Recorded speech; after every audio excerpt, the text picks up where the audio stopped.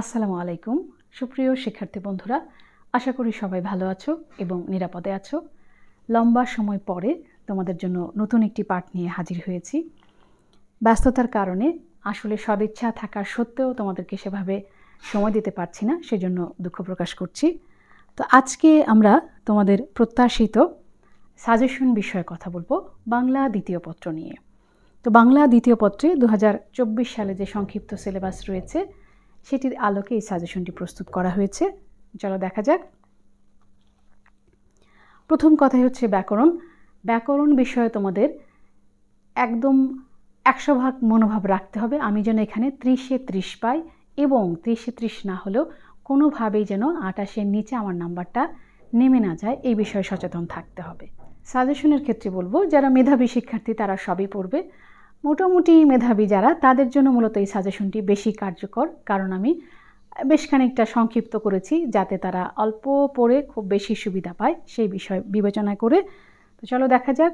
আমি এখানে আসলে একদিক বেছে নিয়েছি যাতে কম আয়াসে বেশি ভালো করতে পারে। প্রথমেই তোমাদের থাকবে উচ্চারণের নিয়ম এবং অথবায় থাকবে উচ্চারণ লিখো। একসময় আমাদের ধারণা ছিল আমরা যদি উচ্চারণ লিখি গণিতের মতো নম্বর পাওয়া যাবে, বর্ণনামূলক প্রশ্নে সেটি পাওয়া যায় না।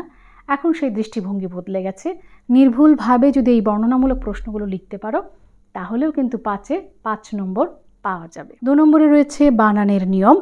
বানানের নিয়ম থেকে একই বিষয় অথবা কিন্তু শুদ্ধ বানান থাকতে পারে, তো তোমরা এটা বেছে নিতে পারো। উদাহরণ সহ তৎসম, অতৎসম, নত্য ও সত্য বিধান, এটির 5টি করে নিয়ম উদাহরণ সহ নির্ভুলভাবে লিখবে। 5-এ 5 পাওয়া যাবে। এটির অথবা শুদ্ধ বানান আছে, চাইলে সেটি উত্তর করতে পারো, সেটি নিয়েও পাঠ রয়েছে এবং আমি আরও নতুন করে পাঠ প্রস্তুত করব ইনশাল্লাহ। প্রত্যেকটিতে কিন্তু 5 করে মান রয়েছে। 6টি প্রশ্ন আছে, 5-6 30। শব্দের ব্যাকরণিক শ্রেণী বিভাগ, যেহেতু সংক্ষিপ্ত সিলেবাস 4টি করা আছে, সেখান থেকে আমি বাছাই করেছি বিশেষ্য, ক্রিয়া এবং আবেগ, এই 4টি শব্দের সংজ্ঞা সহ উদাহরণ। এখানে লক্ষ্য রাখতে হবে প্রশ্নের মধ্যে যদি সংজ্ঞা নাও চায় তবুও তোমরা সংজ্ঞা দেবে। অনেক সময় কত প্রকার কি কি প্রশ্নে আছে তোমরা সেটুকুই লেখো, কিন্তু পরবর্তীতে মূল্যায়ন নির্দেশিকায় কিন্তু সংজ্ঞার জন্য নম্বর প্রদান করার বিষয়ে নির্দেশনা থাকে, তো সেই ক্ষেত্রে নম্বর কর্তন হয়ে যায়। ক্রিয়ার মধ্যে কিন্তু 2টো প্রশ্ন আছে, কর্ম অনুযায়ী ক্রিয়া এবং ভাব অনুযায়ী ক্রিয়া, আর বিশেষ্য এবং আবেগ। মোট 4টি প্রশ্ন রয়েছে এখানে। 4টি থেকে কিন্তু একটা কমন পাওয়ার নিশ্চয়তা দিচ্ছি, কাজেই কম পড়ে কিন্তু অনায়াসে ভালো করার সুযোগ রয়েছে।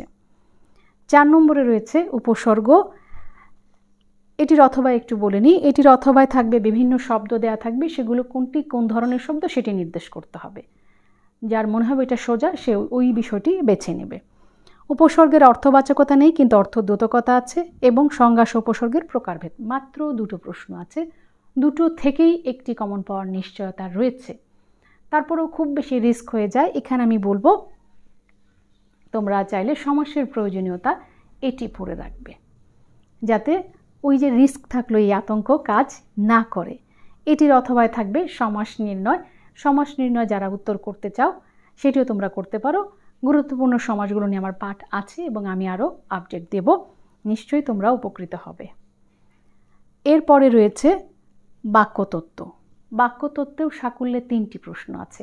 আমি কিন্তু এক অর্থে প্রশ্ন বলে দিচ্ছি, এগুলোই পাবলিক পরীক্ষায় থাকবে, তো কেন নয় এই অল্প কিছু প্রশ্ন পড়ে পূর্ণ নম্বর পাওয়ার চেষ্টা, এই চেষ্টা রাখতে হবে। এখানে আছে সার্থক বাক্যের কী কী গুণ থাকা আবশ্যক, আর আছে গঠন অনুসারে বাক্যের প্রকারভেদ, এবং পরের যে প্রশ্ন সেটি 23 সালে চলে এসেছে।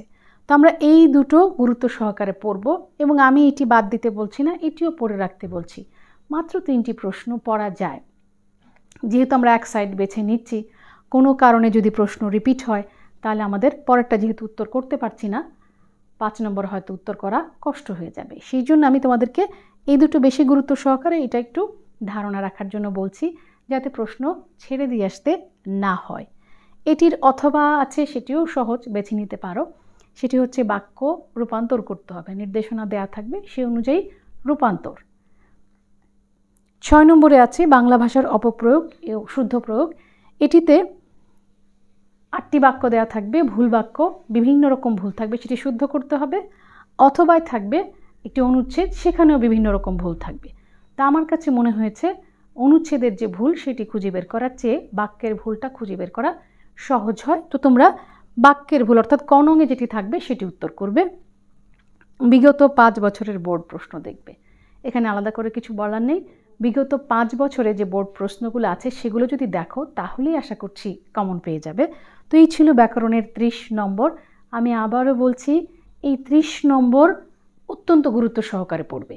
আর নির্মিতি অংশ কিন্তু নিজে থেকে অনেকখানি লেখা যায়, কাজে নির্মিতিতে যে সময়টি দেবে তার অর্ধেক এখানে নিয়ে চলে আসবে, যাতে এখানে বেশি নম্বর পাওয়ার সুযোগ থাকে। এর পাঠ এখানেই সমাপ্তি ঘোষণা করছি। ভালো থেকো সবাই। আল্লাহ হাফেজ।